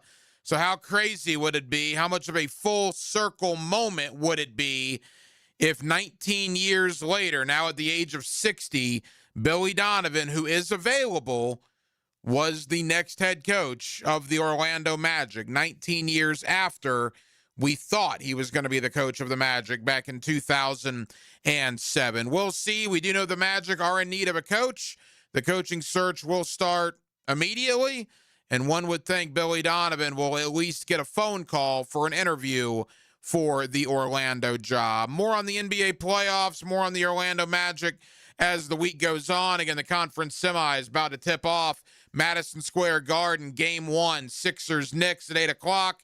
You got Minnesota and San Antonio, Game 1 tonight, roughly about 9:30 or so. But at this time of year, it's all about the Jaguars. As you can imagine, rookie minicamp on the horizon, OTAs on the horizon. Let's talk draft. Let's talk roster, how it stands right now. And let's look big picture on the offseason to this point. A little Monday night coaching with Campo. My friend Dave Campo, former head coach of the Dallas Cowboys. He's always kind enough to join us here on Hacker After Dark.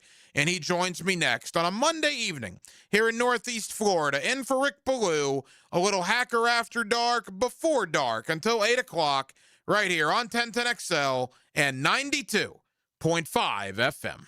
The station that's not afraid to trade a little paint. A little bumper tag there. Oh, no! this Sunday at Watkins Glen. They make contact! NASCAR is revved up by the Plumbers and Pipe Fitters Local Union 234 and 1010XL. Streaming live from the XL Digital Studios. Polished by Harbor Dental Care, the locally owned smile restoration experts. Frank Frangie here. Nimnik Chevrolet is proud to be a 9-time Chevrolet Dealer of the Year recipient, the only dealership in Northeast Florida to ever win this prestigious award. Trust me, I know this. I've been dealing with Nimnik forever, and they really are that good. You know, for 3 generations, Nimnik's been the place customers keep coming back to. Customers like me, treating you right, giving the most back to our community, more choices and better prices. It's just the best place to buy cars, and I can promise you that. So who gives you the best experience when you're buying a car? Nobody but Nimnik. Chevrolet, together let's drive. When it comes to glass, you don't want average. You want flawless. Duval Glass and Mirror has transformed homes and businesses across Jacksonville for over 35 years. Frameless showers that wow. Mirrors cut exactly to your style. Fogged or broken glass replaced. Decorative tabletops. Windows replaced or repaired to stand up to Florida storms. All backed by a 100% guarantee. Visit DuvalGlass.com for your free quote. There's only one name for glass and mirror around these parts. It's Duval! Frank Frangie here with Coach Delaney from Coil Fencing. For years, your offenses have been putting up a lot of yards and points at Fletcher. I hear Coil also gains a lot of yards in the fence world. Yes, Frank. Coil Fencing has been serving the Jacksonville community and general contractors for 99 years. We fence tens of thousands of commercial and residential yards, all while maintaining an A+ rating with the Better Business Bureau. 99 years? That's right. Some might call it a dynasty. To schedule your appointment, visit CoilJacks.com. That's COYLE Jacks.com. Longer days, warmer nights, and a backyard that brings everyone together. Spring and summer in Florida means pool days, backyard barbecues, and night swims under the stars. Pickett here. For nearly 50 years, Surfside Pools have been creating the backdrops for life's best memories. From weekly service and repairs to remodels, commercial maintenance, and new pool construction, Surfside does it all. Ready to float happy? SurfsidePools.net or call 904-246-2666. Surfside Pools. Summer starts here. License number CPC 044080. This is Victor Patel, CEO of North Florida Medical Center. Have you been in an auto accident? Are you feeling pain or stiffness? Our board-certified team has over 15 years' experience helping patients recover through chiropractic care, physical therapy, pain management, primary care, and neurology. Even minor injuries can cause long-term problems if left untreated. Schedule your free consultation today at nfmcjacks.com. North Florida Medical Center, bringing the care back to healthcare. All right, sports fans, Hicken here, and let's talk skin. Beaches Dermatology reminding you all to wear your sunscreen. Summer's almost here, gang, and that means more time outside. You're grabbing the clubs for your tea time. You're heading out to the boat. Just headed to the beach. Definitely bring the sunscreen. Hey, Mother's Day is coming up, so get your lady a gift card for some skin care. We know women love their skin. Beaches Dermatology, give them a call. I've been seeing them for years, and my skin thanks me for it. Call today online at beachesdermatology.com. I'm U.S. Transportation Secretary Sean Duffy. The sound of a seatbelt. It's one of the most important sounds in our car. It means everyone is ready and everyone is safe. The more our kids see us put on our seatbelts, the more natural it is for them to put theirs on too. Make it a priority. Buckle up every time. Hear the sound? Make it a habit. Paid for by NHTSA. Brian and Angela Wall here with Window World. By now, everyone has heard about saving money on their energy bills. There are all sorts of things you can do to cut energy costs, but most people don't think about their windows. But Window World knows that the biggest energy loss in almost every home is the windows. There is more energy loss from old builder-grade windows than just about anything else in your home. You can upgrade your heating and air, your appliances. That's good too. But before you do all that, upgrade your windows to Window World's energy-efficient windows. Window World's windows are easy to clean, energy-efficient, and have the best guarantee in the business. Window World's slogan is simply the best for less, and we mean it. You get great American-made windows, and you get to keep more of your money when you buy from Window World. Need any more reasons to buy your windows from Window World? Call them today and set up your free in-home estimate, or go online to windowworldneflorida.com. Window World, simply the best for less. Thank you for your business. Window World also offers energy-efficient doors. 1010XL, presented by Farah & Farah, exclusive injury law firm of the Jacksonville Jaguars. Still, present, ready. Farah doesn't flinch. Here's another call on the 1010XL hotline, driven by Key Buick GMC. home of the lifetime powertrain warranty. Back here on 1010XL at 92.5 FM in the city of Jacksonville. We are glad you are with us.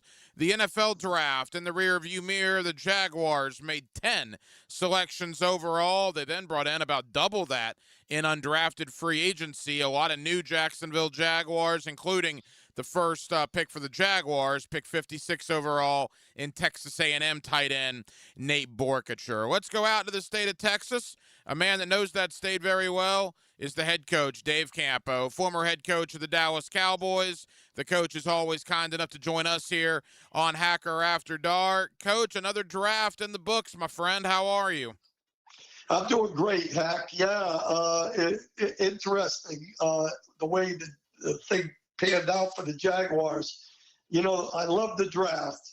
I love to see all these mock drafts and how they compare to actually people take them off the list, and it's not even close 90% of the time. So it's interesting, but I look forward to it every year. Consensus boards, Coach. That seems to be the term of the weekend. The Jaguars did not do great on the consensus board, whatever that means. I guess that's the new draft terminology. I didn't really hear the word or the term consensus board up until the last 24 to 48 hours. What do you make of some of the, I guess, the negativity nationally that this Jaguar draft class is receiving? Well, you know, back in the day, Hack, there was one or two guys doing draft analysis in the media. Then it became 5. Then it became 10. Then it became 20. And all of them have different ideas of what a good football player looks like. And a lot of it is based strictly on what they hear, what they may watch a tape or two, some highlight tapes or whatever. So in reality, this consensus board obviously is a new word. It's just where everybody felt in comparison to each other. And this is going to be an interesting draft for the Jags, in my opinion. The head coach, Dave Campo, with us here on Hacker After Dark. Let's dive in, Coach, to what they did. Now, certainly on Friday, I don't know anybody that wasn't a little surprised. Look, I thought they were going to draft a tight end on Friday. I said last week of those first 4 picks, give me a defensive interior lineman, give me an edge, give me a tight end, and give me a linebacker, and I'd be happy. Well, they gave me some of that, including a tight end at 56. What was your immediate reaction to Nate Borkacher out of Texas A&M being the draft pick? Well, I'll be honest with you. My first thoughts were, you know, they needed a defensive lineman or an edge or something along those lines, being a defensive coach. But after looking at it, there's no question where this group is coming from. I'm not talking about the triumvirate. You know, they want guys that, number one, can be physical in the run game and that can complement other people that they have. And I think this group feels pretty good about our roster at the top. They're starting to, again, put guys into positions that help them win. And I think that's the biggest thing. With Borkacher, you know, this guy is a very physical, tough, great blocker. You know, those are the things that they look for. He's got great catch, ability. He's got good hands. And I think he was an underutilized guy, to be perfectly honest with you. When I watched him on tape, I watched like 3 tapes on him. And to me, he has a development skill there for being a pretty good pass catcher, along with being an elite blocker, in my opinion. So overall, you know, he needs some development in the route understanding, but I think the guy's got a pretty good upside and really to help our running game for sure. And they doubled up at tight end with Tanner Koziel out of Houston in round 5, another monster tight end, 6'7", 255 plus pounds. And people were wondering, well, you took 2 tight ends. What does that mean for Brenton Strange? I don't think it means anything. I think Brenton Strange is going to be here for the long term. But what was your thought on the Jaguars doubling up at tight end in the draft? I think it's fine. That's their philosophy. You know, their philosophy is to get guys that love football and they're tough and durable players, a little bit of, versatility, all that they talk about, and everybody they pick. And this guy, Koziel, was probably the best receiving tight end in the draft. Well, heck, I'll take that along with Strange. I think the combination that they're looking for is to be able to go to 3 tight ends and really put the defense in trouble as far as who they put on the field. You can't put one of those little nickel corners on a slot tight end that can make things happen. And I think this kid can do it. He's explosive. He's run the full route combination there at Houston. So I think it was a really good pick. I like both of them, to be honest with you. The head coach, Dave Campo, with us here on Hacker After Dark. All right, we'll talk about what they did again in a moment. What they did not do is take a linebacker until round 7. So that appears, Coach, to me, is Ventrell Miller the replacement for Devin Lloyd, in their opinion? It looks like it. Unless this Combs kid comes on, I don't really know much about the guy other than, that he was on the roster. But Ventrell Miller is a very instinctive football player. And I think that in itself bears fruit going forward. And again, he's a young player. He got involved pretty early in his career. And I think he's got the tools to be a pretty good will linebacker. And that's really what Lloyd was. I think he's fast. He attacks the line of scrimmage. He can blitz. I think that they feel pretty good about him. Obviously, there's unknowns there. And that's why I thought that their picks were going to be, inside the interior defensive lineman and linebacker, just not knowing what they have. But apparently they know what they have, and we got to go with that. Let's go back to what they did over the weekend. On Friday, after the Borkacher pick, they go defensive tackle with Borkacher's teammate out of Texas A&M, Albert Regis. Again, a kind of an undersized D tackle to an extent, Coach. You always think about these gigantic monsters in the interior of the defensive line. Here's a young man that's 6'1.5", basically 295 pounds. They also took an offensive guard in Emmanuel Pregnon. Now, here's a guy that people thought might be a second-round pick. The Jaguars maybe got a steal at pick 88, and then they went to your bread and butter, the defensive backfield, with Jalen Husky out of Maryland. Did anything about the other 3 picks on Friday night stand out to you? Well, all 3 of them have those intangibles that they talk about. And again, we have to give these guys, scouts, credit for picking guys that they feel that they want their football team to look like. And to me, you look at Regis. Regis, to me, he's got a great anchor now. He's got leverage. he's not a big guy, but he's very physical and very tough. He doesn't, and he's got a great motor. That combination is pretty good. And again, Pregnon, heck, he's a player now. That guy is freakish. He's an explosive player in the run game, especially. And again, I keep coming back to that running game. I think they feel like they've got enough explosive guys in the pass game that if they keep their running game going, they're going to win a lot of football games. I think that's where he comes in. The Husky, he's a captain. He's got the intangibles, great motor. And he's kind of a ball hawk. He's had, 11 picks in 3 seasons. So you can see what these guys have done. The only thing that concerns me, Ryan, when you look at their drafts, is you got to count on them and their evaluation and their coaching staff development skills to evaluate the draft. The thing that concerns me a little bit is all of the teams that go all the way have 2 or 3 guys that are ringtail wonders, guys that are just, top guys. And we don't have those kind of guys. We're more of a team than we are those guys. And I'm hopeful that gets us where we want to go. Final moments with the head coach, Dave Campo. One of the things that stands out to me, Coach, and I'm curious your thoughts, particularly with the first 4 picks, but really throughout most of the draft, the Jaguars are drafting guys that play a lot of college football.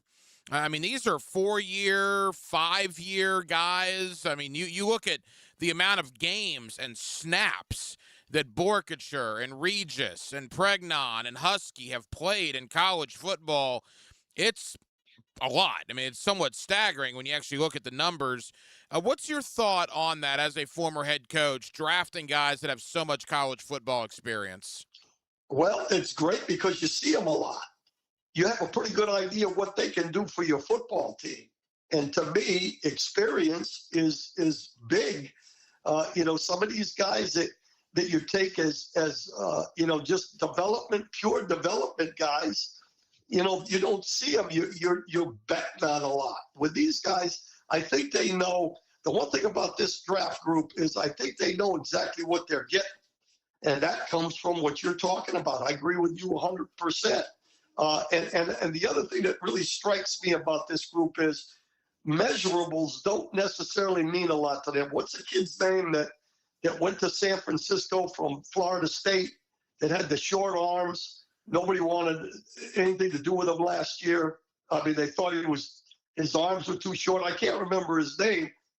He's a darn good NFL player. And so I don't think they look at those things. They look at what they see on film and what they know about the guy character-wise and all those kind of things when they make their picks. And I think experience is a big part of that. And look, they drafted a couple of wide receivers. Josh Cameron, the young man out of Baylor, is who I think most people are excited about from the day 3 selections. Coach, while I have you here, we haven't talked since Mason Smith was traded for Rook Aro. I'm going to have to get used to saying that. He's going to be Rook just by himself very quickly here.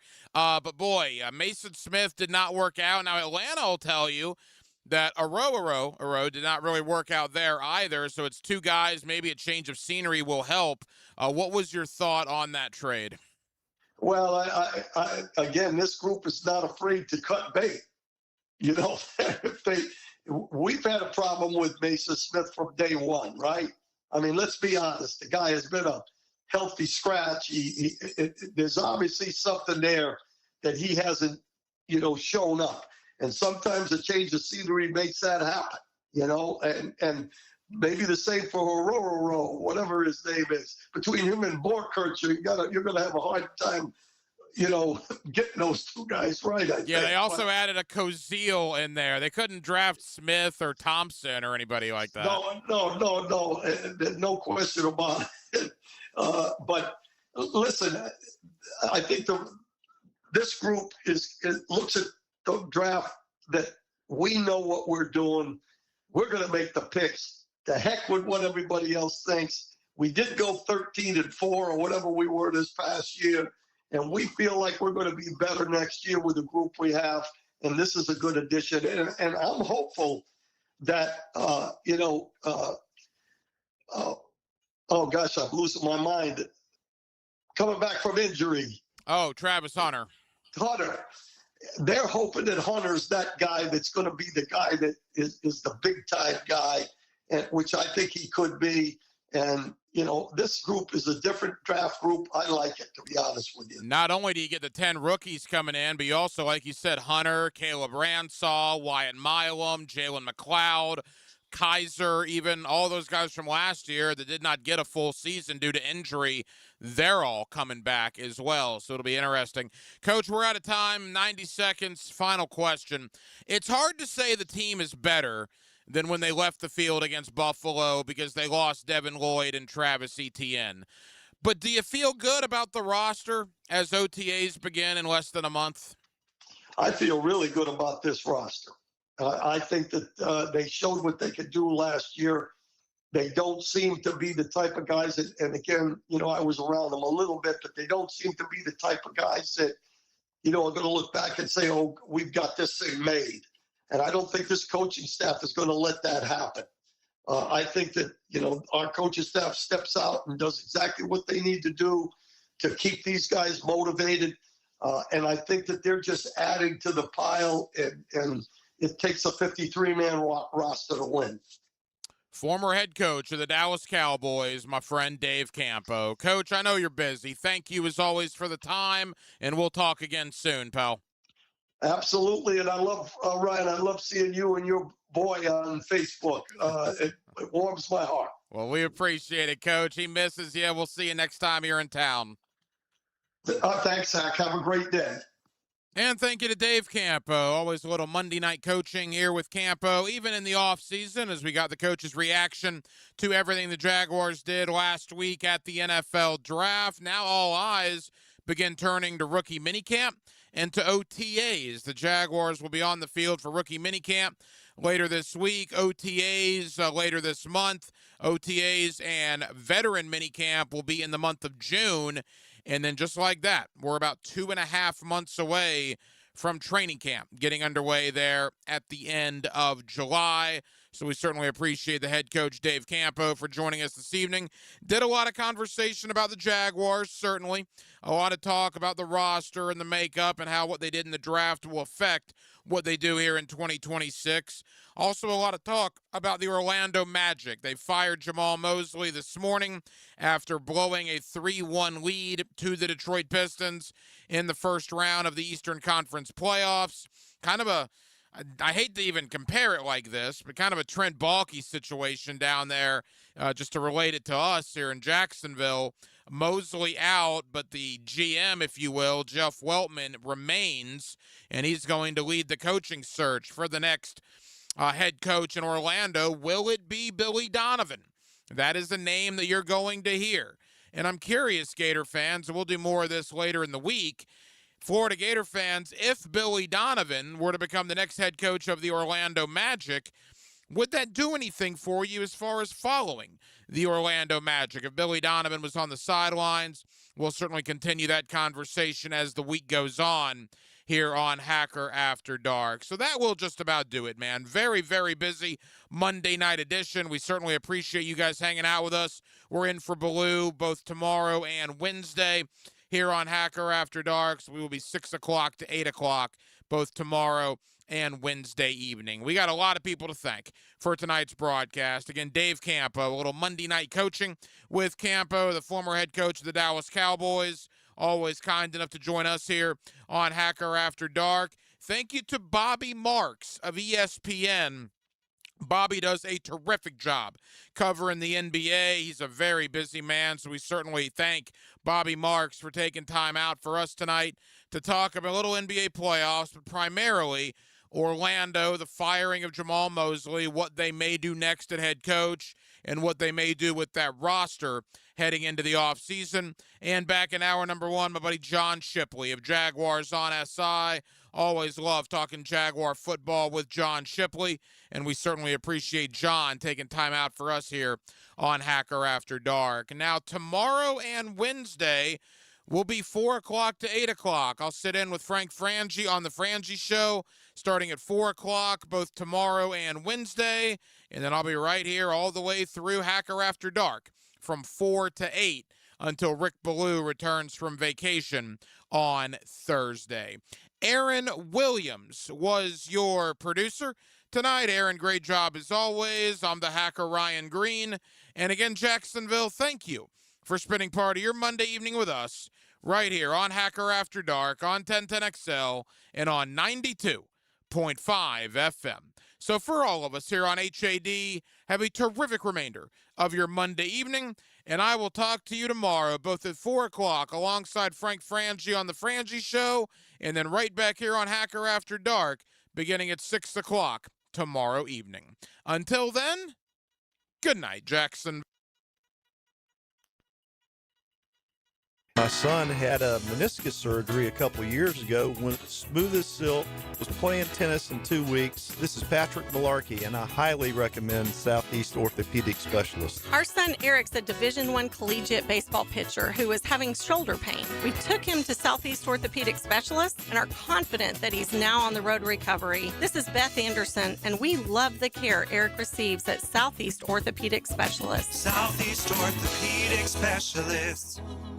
Tired of changing out bad sod year after year? Get it done right with Roundtree Sod. Big or small, they have it, and always supplied farm fresh. For a lush, legendary green lawn, call 7414-SOD for a free estimate. 7414-SOD. SportsForecaster.com has all the data you